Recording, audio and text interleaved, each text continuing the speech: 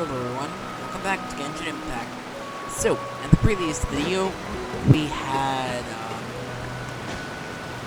basically, went to meet Udalet with, Navia, and basically we were told to meet back here. But, real quickly, before we continue, I'd just like to explain. So, as you probably could tell from my more recent videos before this, there was no commentary or anything like that. That was because, for some unknown reason, my microphone wasn't working. So, I figured I would just do a no commentary until I could get it fixed, which, as you can hear now, I did manage to get it fixed. So, that's why everything was, I wasn't talking before. Yep. Anyways, let's continue on. And, yep. Let's just speak with Navia. Whoa! What a huge ship! Why would a ship be anchored at a place like this? There's no need to be so surprised. While it may look like a ship, it's actually Spina di Rosula's headquarters. My father was the one who asked for it to be built like this. Perhaps our taste in exterior design is the only thing we occasionally had in common. A gigantic and glamorous ship embodies discovery, opportunity, ambition, and conquest. It symbolizes Spina di Rosula's bright and limitless future.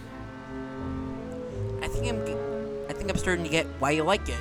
And Paimon thought you were bluffing when you said Spina di Rosula had a glorious past. Paimon was confused why a group with such a history would live in the sewers. But now that Paimon has seen this ship for herself, she's been convinced.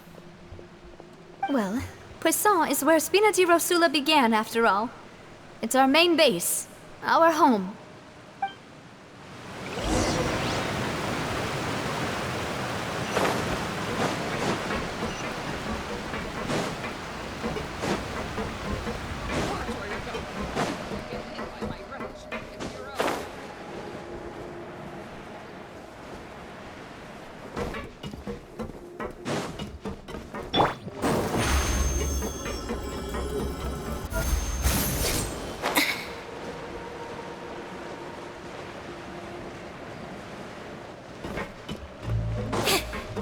Yep.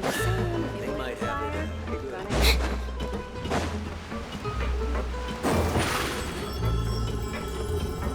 Surprise!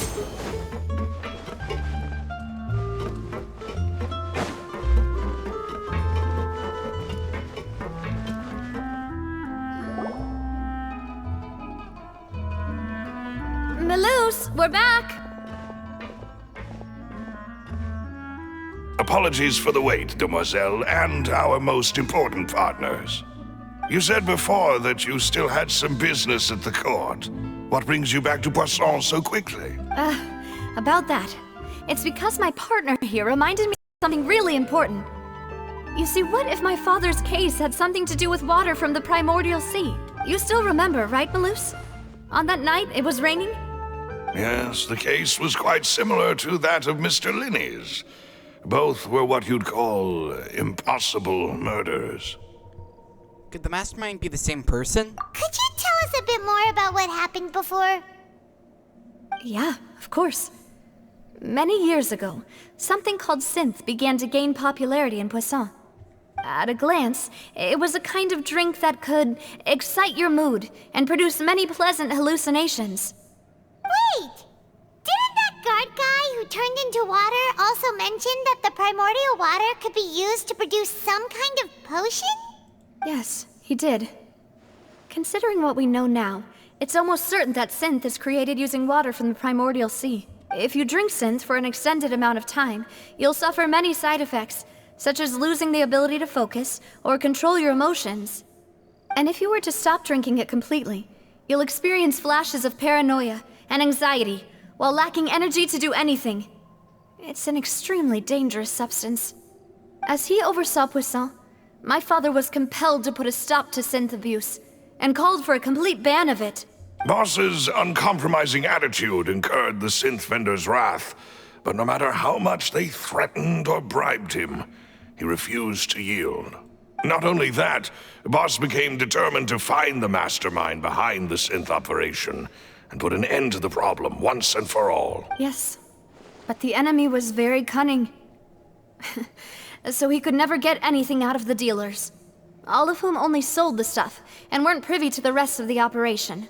Recognizing that, my father decided to contact the dealers in secret and cultivate personal relationships with them. Finally, he was able to convince someone to become his informant. The man's name was Jacques. He felt greatly ashamed about his work after seeing many families destroyed by synth abuse. That night, my father hosted a banquet at his countryside estate. He planned to meet up and exchange information with Jacques over some food. But then, we heard 2 gunshots from the courtyard. We raced to the scene and found my father, still holding a gun, and Jacques, who was already dead on the ground. Huh? How did that happen? Aren't they on the same side? Sounds just like Lenny's case, doesn't it? In both cases, the culprit seemed obvious, but neither appeared to have any motive at all. Looking back on it, though, I now believe the most important clue was something we all overlooked at the time. There were pieces of clothing left at the scene. So they could have belonged to someone who got dissolved. Precisely. It's all thanks to you that I made the connection now. Back then, we all just thought they were some costumes that Jacques used to disguise himself at the banquet. But, considering it now, it's almost certain that they belong to a third person at the scene. With one extra person, we'll also need to reconsider why the 2 shots were fired. Maybe your brother got into an argument with Jacques. You're right. We still don't know what happened. But my intuition tells me that we're on the right track to figuring it all out. I'm finally headed towards the truth. Jacques was an empathetic man who was infinitely remorseful for his past actions. It's unlikely that he turned on Boss with 0 warning. I think this third person is probably the key to the full truth. On that note, however, even though this will not please you, demoiselle, as your and your father's butler, I must still offer a word of warning. Our opponent is insidious and cruel.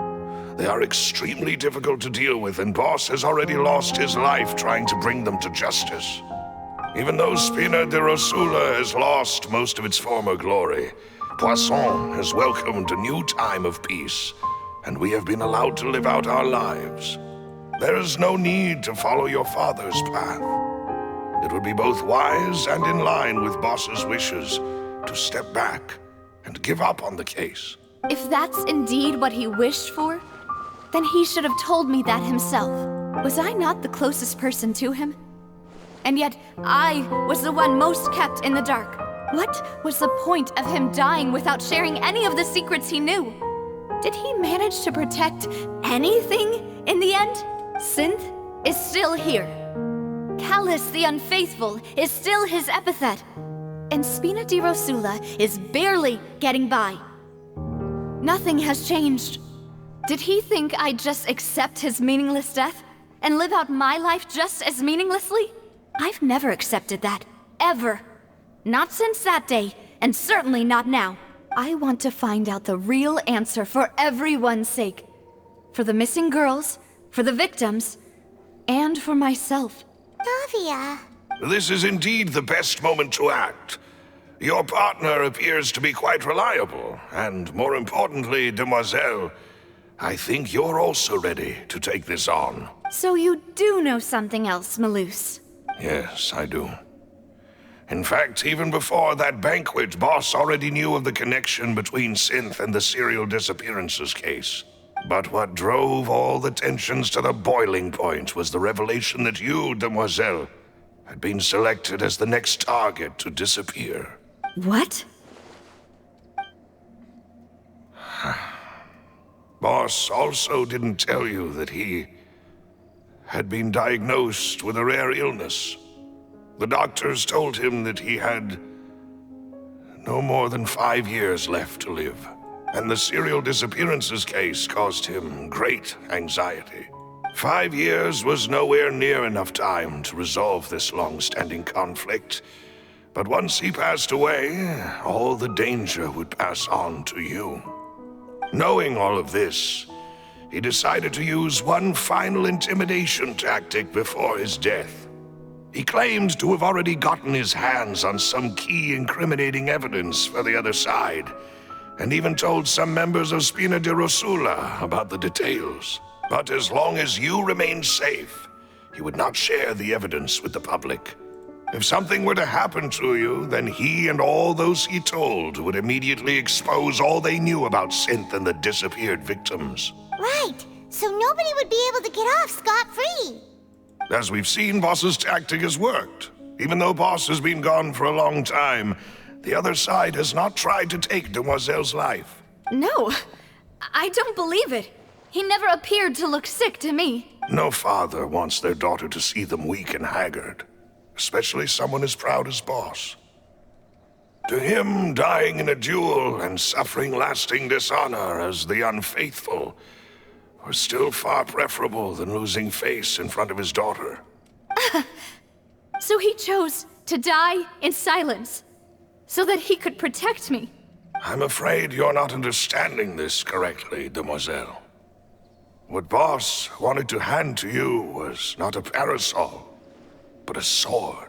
If Boss's spirit could hear you telling me that you want to find the answer for the sake of everyone involved, I'm sure he'd be extremely proud. That fool. Couldn't he have just given it to me straight? No. He might have set up everything precisely because he never thought I'd be able to understand him. Is that the amount of confidence he had in me? And what if I was never able to make it to where I am now? He gave you the choice to live how you wanted. Yeah. I suppose that's true. With the way he'd set things up, if I had wanted, I could have just lived out my life without a care in the world. But thankfully, he rarely talked to me about complex matters, and thus understood little of me as a person. In this case, he really didn't need to give me an easy way out. Malus, what was the key evidence that he shared with you? It's the location where synth is produced. Essentially, it's the enemy's headquarters. When he was threatening the enemy, Boss didn't share the specifics of the incriminating evidence he found. But if you want to use it against the enemy, you'll still have to take several things into consideration. Why? If we know where the place is, can't we just go storming in? You mustn't forget that we're fighting against a mysterious and dangerous organization that's been in operation for decades. There's no telling what might be lying in wait at their headquarters. We also have no idea what kind of evidence we may be able to find inside, nor what people we may be able to capture. But a single visit to their headquarters would be tantamount to a formal declaration of war. The worst case would be that we leave empty-handed, but also open ourselves up to full retaliation. Then, in that case, why not work with the Fontaine authorities? Well, you saw one of them dissolve during Mr. Linney's case. We have no idea just how thoroughly they may have been infiltrated. That's true. Seems my father really had no choice. But things are different now. It should be a lot easier to prove the other side's guilt, now that we've connected Synth with the disappearances case. You sound like you've put a lot of thought into this, Malus. I am the butler, after all. I live but to serve the boss and Demoiselle's will. I've always been willing to take on any kind of risk for your sake. But considering my relative lack of ability, I've spent my time keeping secrets, performing basic investigations, and waiting for the right time to come. Thank you for all of that, Malus. Have you discovered anything new in the past few years? Let me think. One conclusion I came to was that the enemy must be quite familiar with Spina di Rosula, or at least have an informant planted here. When I announced orders to the organization's members on Demoiselle's behalf, I used to deliberately keep a few people in the dark and observe the reactions of the synth vendors. If the vendors didn't change their plans, then the individuals informed of our orders must be innocent. If the vendors packed up and fled, however, then someone must have given them the news. After several rounds of testing and investigative tracing, I've narrowed the suspect list down to 3 people. The first is Florent, Spina di Rosula's senior advisor. Florent? Yes, surprising, isn't it? He was one of the people Boss trusted the most, which also means that he was someone who understood Boss really well. Thanks to his position within Boss's innermost circle, he always knew our upcoming plans and could thus avoid capture this whole time. There's someone else like him too. Marcel, the head of Confrérie of Cabrières. Uncle Marcel. What is this? It's a guild in Poisson. Boss helped it to grow to its current size and prominence. In the beginning, they were only reselling some daily goods, but now they're one of the richest guilds around with a lot of business connections in the city. So, they're like a sister organization of Spina di Rosula? Yes, you can say that. When we were fighting against the synth dealers, they provided us with plenty of support. It's a bit difficult to imagine someone using their own money to hunt down themselves. The final suspect is Thierry, the man responsible for coordinating information between Spina di Rosula and the guards. Although the guards mostly leave us to our own devices, there are still many activities we have to report to the local authorities. Since Thierry is always in the know about our current activities, he could theoretically always plan one step ahead. I see. These are all people who I communicate with quite regularly. To think that the enemy we've been fighting against has been right next to me all along, among those I trust the most. It's almost too hard to believe. If you want to investigate them, please take every precaution to not alert the quarry. Judging from our experience, the enemy is extremely cautious. Of course. And thank you, Malus. You've provided us with a lot of great information. You're too kind, my lady. I'm just doing my duty. And before I forget, proving Boss's innocence would also mean clearing him of blame in Jacques' death. After that incident, Jacques' wife and daughter were taken into the Spina's care. They still live in Poisson today. If it might help, you could also pay them a visit. I can make the necessary arrangements. Aw, thank you so much, Malus. You really are the best. A new case awaits, my dear partner. Leave it to me. I hope we can work together to uncover the truth and end this case once and for all.